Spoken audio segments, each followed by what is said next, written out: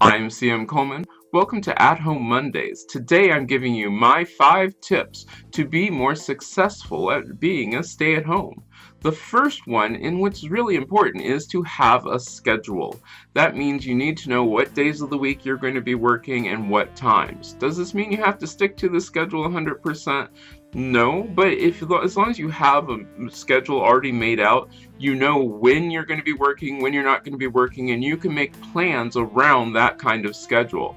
You're also going to need, tip 2, a place to work. Having a place to work is very important because with that place to work means that you're not going to get as disturbed by people who are coming in and trying to figure out if you're working or not, or if you're busy. And if you set up, this is the place where I'm working, people will start establishing the fact that if you're in that spot, you're working, and they know not to disturb you.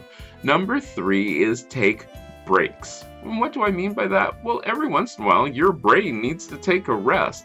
A lot of us who work at home, once we get on a roll, we keep going and going and going, and that's the best way to burn out quickly.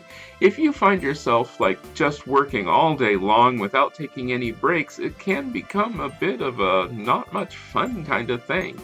Take breaks frequently, and this also means get yourself some sick days and some vacation time. You're saying to yourself, but I don't work for a corporation or anything. How do I do that? Well, I do mine for every month that I work, I add a sick day that I can take. And you're saying, well, this is sort of stupid. Well, it sort of helps me get back into the whole working for a business kind of thing, where I can sit there and establish the fact that, hey, I have so many sick days. I know that if I'm sick, I can take some time off because I work ahead. I make things so that I can take that. You also want to make sure that you can take vacation time. You need a time to rest. If all you do is just play catch up all the time, you're never going to be there. So be able to take breaks. You also, number 4, want to have a learning day.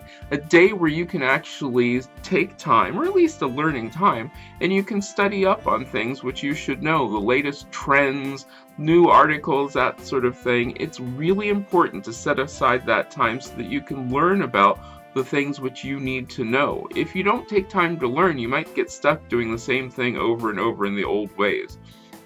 And the last one, number 5, is pretty important. Have some routines.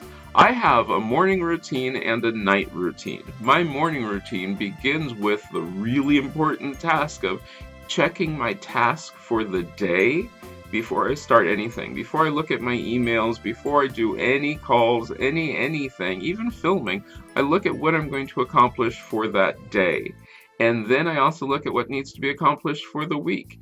Then I start the rest of my day. That morning routine lets me know what I have to do, where things need to go, and that sort of stuff. If you want to know more about my routine, my morning routine, let me know and I'll let you in. I'll do a video on that.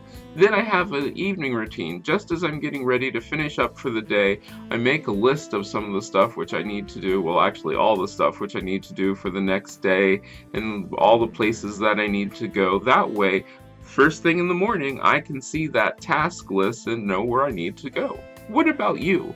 What things are you doing which helps you get ready for being a more productive stay-at-home? Let me know down in the comments because I like hearing from you. Also, we can share things in the comments. You could learn from each other down in the comments section, so feel free to answer each other and give hints and suggestions. Now, if there are certain things that you would like me to talk about, just let me know down in the comments section. Don't forget, you can get a hold of me on most social media at CM Coleman Home. And as always, remember to subscribe because you can find out all the great things that I'm doing. And also remember, running your house doesn't have to be a full-time job. Turn it into a hobby and have some fun.